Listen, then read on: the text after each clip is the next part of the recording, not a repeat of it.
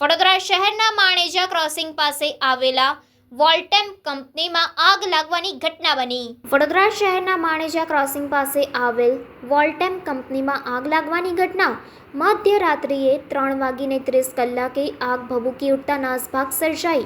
બનાવની જાણ થતાં ફાયર બ્રિગેડ ઘટના સ્થળે પહોંચી હતી. લાશ્કરો દ્વારા સતત પાણીનો મારો ચલાવવામાં આવ્યો હતો.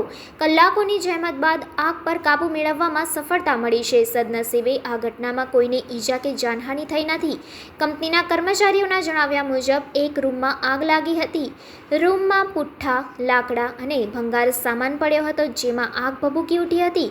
આગ કયા કારણોસર લાગી છે તે અંગે હજુ તપાસ ચાલી રહી છે.